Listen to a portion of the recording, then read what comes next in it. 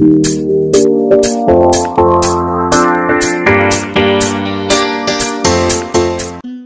Everyone, good morning.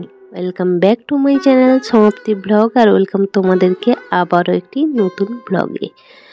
তো দেখতে পাচ্ছ সকালে ঘুম থেকে উঠে আমি আজ ব্রাশ করে আমি স্নান করে নিয়েছি। তারপরে যে জামাগুলো ধুয়ে নিলাম, ভিজিয়ে রাখছিলাম সাবান জলে, তারপর ধুয়ে নিলাম।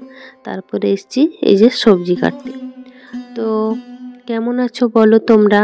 আর আমি তোমাদের ভালোবাসা আশীর্বাদে তো খুব ভালো আছি। তো আজকে আবার নিয়ে চলে এলাম নতুন একটা ব্লগ নিয়ে। তো আই হোপ ব্লগটা দেখতে তোমাদের খুব ভালো লাগবে। কেউ স্কিপ করবে না, পুরো ব্লগটা দেখবে। তো দেখছো আমি সবজি কাটছি আর জেঠিমার সাথে কথা বলছিলাম। জেঠিমা বাইরে দাঁড়িয়েছিল, জেঠিমার সাথেই গল্প করছে, সবজি কাটছি। মা স্নান করছে, তারপরে এসে রান্না করবে। সবজিটা কেটে রাখছি, মায়ের কাজটা কিছুটা আগে রাখছি।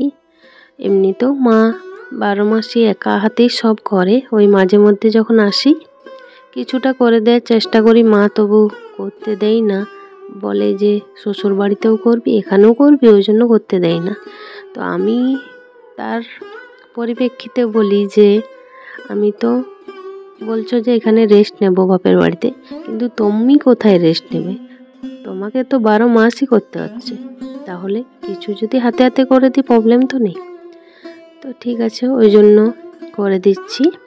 আর জেঠিমার সাথে সমানে গল্প চলছে। তো বাপের বাড়ি গেলে ওটাই মজা, সবাই একসাথে থাকি, জেঠিমা বৌদিরা সবার সাথে গল্প আড্ডা সবই হয়। তো শ্বশুর বাড়িতে ওটাই যে ঘরবন্দি। তো শ্বশুর বাড়িতে বাড়ি থেকে বেরোই না, জাস্ট কলতলাকে যাই। এখন সুদীপা এসছে, এতটা মন খারাপ লাগে না। আগে তো একা একা সত্যি খুব মন খারাপও লাগতো, বোরিংও লাগতো। এখন দুজনে ঠিক সময়টা পেরিয়ে যায়। তো তোমরা বলো যে আমার ভিডিও কেমন লাগছে। কেউ কিন্তু কমেন্ট করে বলছো না কেমন লাগছে, আর লাইকও দিচ্ছ না। তো তোমাদের সাপোর্ট না পেলে সত্যি ভিডিও করতে ইচ্ছে যাবে না। তো তোমরা যদি আমার পাশে থাকো সত্যি খুব ভালো লাগবে। তোমাদের সাপোর্ট ছাড়া আমি একটুও এগোতে পারবো না। আর যারা আমার চ্যানেলটাকে সাবস্ক্রাইব করে দিয়েছো তাদেরকে অসংখ্য ধন্যবাদ। আর যারা এখনও করনি, আমার ভিডিও এই প্রথম দেখছো, যাও গিয়ে চ্যানেলটা সাবস্ক্রাইব করে দাও। আর ভিডিওগুলো দেখে এসো, কেমন লাগে অবশ্যই জানাবে। তো দেখছো আজকে সবজি অনেকক্ষণ ধরেই কাটছি, আর তোমাদের সাথে অনেকক্ষণ আজ গল্পও করলাম। তো এরপর আমি টিফিনে মুড়ি খাবো। তো ওই জন্য কিছু বেসন দিয়ে পকোড়া করে নিলাম, আর এই যে মুড়ি দিয়ে খেয়ে নেব। তো চলো, মা স্নান করে চলে এসছে, মা আর আমি দুজনেই খাচ্ছি। তারপরে এই যে রান্নার পর্বে চলে এসেছি। আমি করছি না, মা করছে। মাকে বলেছি আমি ডিমটা বানাবো। ডিমটা দেখো, ডিমটা সিদ্ধ করে রাখছে। তো কড়াইটা দেখছো কালো হয়ে গেছে। মা কি করেছে, বৌদির সাথে গল্প করছিল, তো ভুলে গিয়েছিল কড়াইটা বসানো আছে।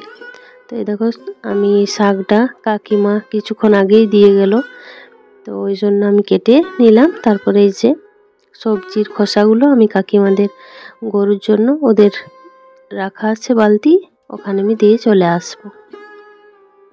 তো এসে দেখলাম যে মায়ের রান্না প্রায় কমপ্লিট। এরপরে আমি বানাবো ডিমটা। এই যে পটল চিংড়ি হয়েছে আজ, আলু পটল চিংড়ি।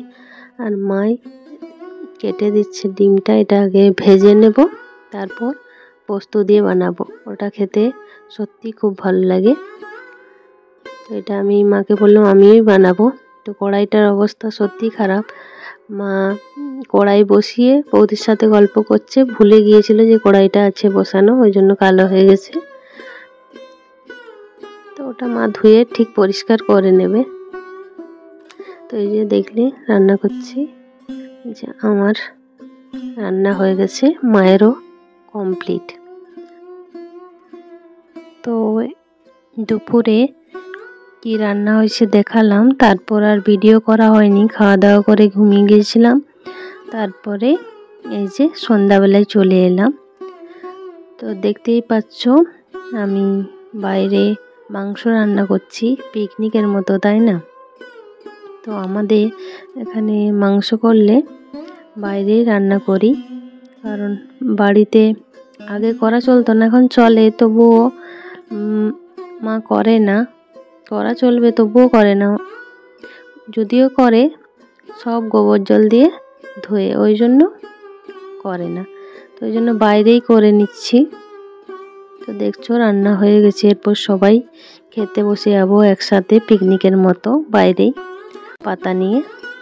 তো চলো, ভিডিওটা কেমন লাগলো অবশ্যই কমেন্টে জানাবে, আর ভালো লাগলে একটা লাইক করে দেবে। তো দেখা হবে পরের ভিডিওয়। তো চলো, টাটা।